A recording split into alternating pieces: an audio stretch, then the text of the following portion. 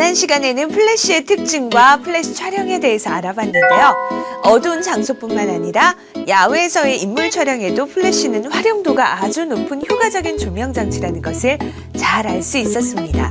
자, 그럼 이번 시간에는 그동안 촬영해 왔던 수많은 파일들을 보다 효과적으로 저장하고 관리하는 방법과 함께 간단한 포토샵 보정 방법에 대해서 알아보도록 하겠습니다.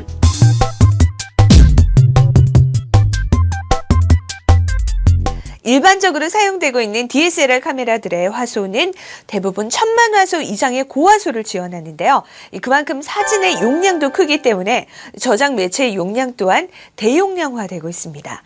이러다 보니까 막상 필요한 사진을 찾을 때는 엄청난 용량의 하드디스크를 일일이 뒤져야 하는 경우가 아주 많은데요. 하지만 이런 수고를 더해도 사진을 찾기가 수월치 못한 경우가 많이 있습니다.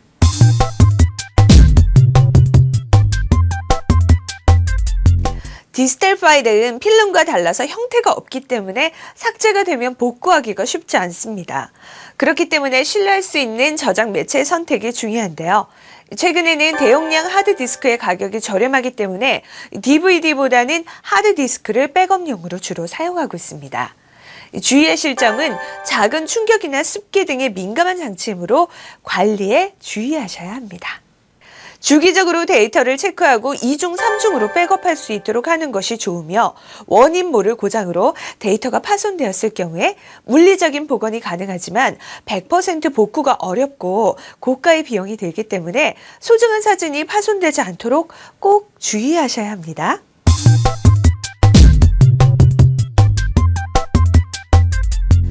카메라에는 메모리 카드가 바뀌어도 파일 번호를 연속적으로 기록하는 기능이 있는데요. 만약 자동 리셋 기능을 사용하게 되면 기존에 저장한 파일과 동일한 파일이 생성될 수 있으므로 백업 시에 이중으로 덮어 쓰는 실수를 할 수 있습니다.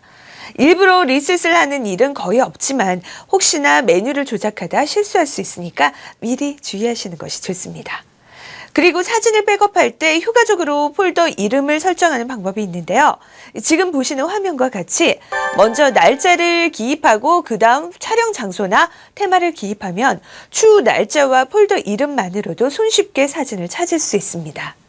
또한 실제로 한 장소에서 100컷을 촬영했더라도 실제로 사용하는 컷은 얼마 되지 않을 텐데요. 사진을 리뷰하면서 A컷과 B컷으로 나눠보는 것도 좋은 방법입니다. 잘 나온 사진을 A컷으로 분류하고 삭제할 것들을 B컷으로 분류한다면 저장 용량의 낭비도 막을 수 있으며 추후 모든 사진을 확인하지 않아도 잘 나온 사진을 쉽게 찾을 수 있습니다. 하지만 B컷이라도 다시 사용할 여지가 있기 때문에 무조건 삭제할 필요는 없습니다. 지금까지 효과적으로 사진을 관리하는 방법에 대해서 알아봤는데요. 별것 아닌 것처럼 보여도 쓸데없는 시간 낭비를 덜어줄 아주 유용한 팁이라는 것을 잊지 마세요. 자, 그럼 지금부터는 포토샵을 이용한 후보정 팁을 알아볼 텐데요. JPG 위주로 촬영하시는 분이 많기 때문에 JPG 파일 위주로 간단하면서도 효과적인 후보정 팁을 살펴보겠습니다.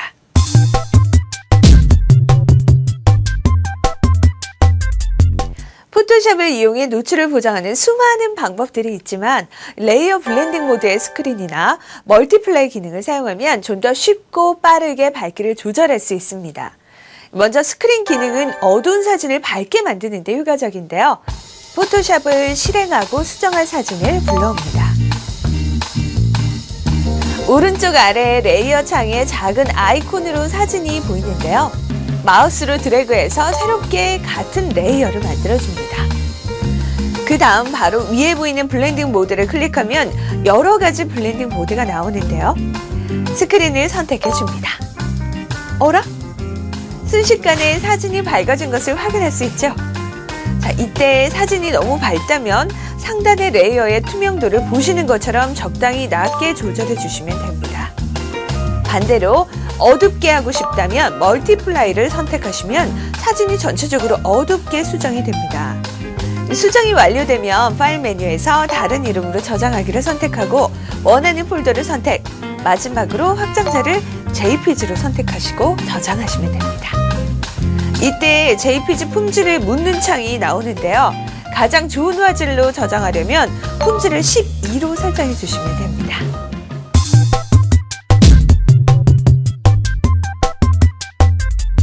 하늘이 조금만 더 파랬다면, 꽃의 색상이 조금만 더 진했다면 좋았을 것을 하며 아쉬워했던 분들 참 많으실 텐데요. 자, 이럴 경우에는 휴 세츄레이션 기능을 이용해서 쉽게 아쉬움을 해소할 수 있습니다. 자, 그럼 지금 보는 사진에서 파란색을 좀 더 강조해 보겠습니다. 먼저 위의 메뉴에서 이미지 어저스먼트 휴 세츄레이션을 선택합니다. 이제 설정 창을 볼 수 있는데요. 파란 하늘을 보정할 것이기에 에디트 메뉴에서 블루를 선택합니다. 그 다음 사진 위로 마우스 아이콘을 가져가면 스포이드 모양으로 바뀌는데요. 파란 하늘 부분 적당한 곳을 클릭해주면 설정창 하단에 수정할 색의 범위가 정해집니다. 색 범위가 정해지면 세츄레이션 슬라이드를 플러스 쪽으로 옮겨주시면 하늘이 파랗게 변하는 것을 확인할 수 있습니다. 만약 하늘색 전체 영역을 커버하지 못할 경우에 이 색상 범위 슬라이드를 조절하면 선택한 색에서 더 넓게 혹은 더 좁게 색 범위를 설정하여 보정하실 수도 있습니다.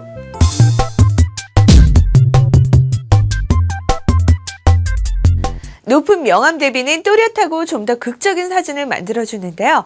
자, 이렇게 콘트라스트를 높이는 방법은 여러 가지가 있지만 커브 기능이 가장 유용하게 사용됩니다. 그렇다면 이 커브를 이용해 콘트라스트를 높여보겠습니다. 자, 먼저 아까와 같이 나열된 메뉴에서 커브를 선택합니다. 보이는 그래프에서 대각선의 아랫부분은 어두운 부분과 관련이 있고 윗부분은 밝은 부분과 관련이 있는데요.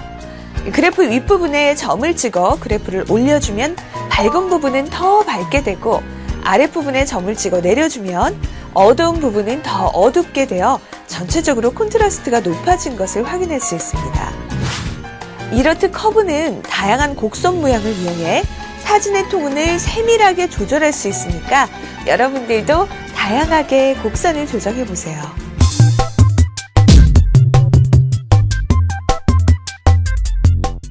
먼저 따뜻하게 표현하고 싶은 인물 사진을 불러옵니다. 이미지가 다소 어두운 편인데요. 조금 전에 살펴봤던 커브 곡선을 올려 전체적으로 이미지를 밝게 보정해 줍니다.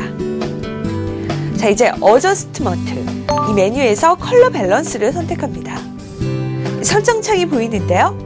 먼저 제일 하단의 슬라이드를 적당히 옐로우 쪽으로 옮겨 노란 톤을 띠게 하고 제일 상단의 슬라이드를 레드 쪽으로 옮겨 붉은색 톤을 추가하면 전체적으로 따뜻한 느낌의 사진으로 보정된 것을 확인하실 수 있습니다. 이렇듯 컬러 밸런스를 이용해 사진의 색감을 다양하게 표현할 수 있는데요.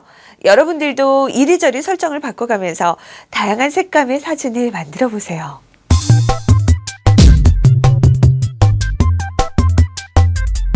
사진의 사이즈를 줄일 때 일일이 사진 하나하나씩 줄이기가 여간 번거로운 것이 아닌데요. 자, 이럴 때 포토샵의 액션 기능을 이용하면 버튼 하나로 동일한 효과를 적용할 수 있습니다. 먼저 오른쪽 상단에 있는 액션 창에서 하단에 새로 액션 만들기 버튼을 누릅니다. 저장하고자 하는 액션의 이름을 적고 레코드 버튼을 누르면 실행되는 모든 과정이 순서대로 액션 파일에 저장이 됩니다. 자, 그러면 리사이즈 과정을 액션으로 저장해 보겠습니다. 위의 메뉴에서 이미지 리사이즈를 선택합니다. 이제 원하는 사진의 사이즈를 입력하고 확인을 누르면 사진이 줄어든 것을 확인할 수 있습니다. 리사이즈 작업이 끝났다면 액션 창에 정지 버튼을 눌러주면 최종적으로 액션 과정을 저장하게 됩니다. 자, 그럼 이제 다른 사진을 불러와서 액션을 적용시켜 보겠습니다.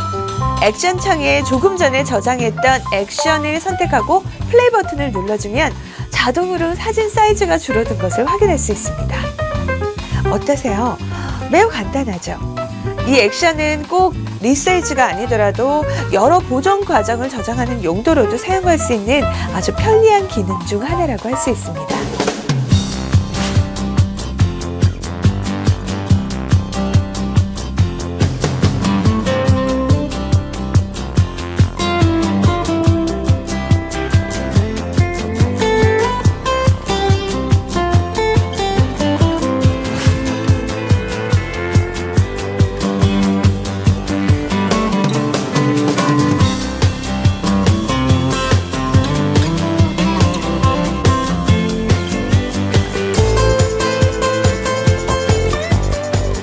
지금까지 사진의 관리와 간단한 보정 방법에 대해서 알아봤는데요. 제 아무리 잘 찍은 사진이라도 삭제되거나 데이터가 손실되면 아무런 소용이 없다는 것. 그렇기에 이 백업이 무엇보다 가장 중요하다는 사실 잊지 않으셨죠? 또한 포토샵 작업은 이제 개인의 취향이나 선택에 따른 것이 아닌 디지털 시대에 반드시 필요한 도구라는 것도 꼭 명심하세요. 자, 그럼 다음 편에서는 15회가 진행되는 동안 놓쳤던 부분이나 여러분들이 궁금해하는 것들을 함께 알아보는 시간을 갖도록 하겠습니다. 헬로우 DSLR 마지막 편에서 만나요.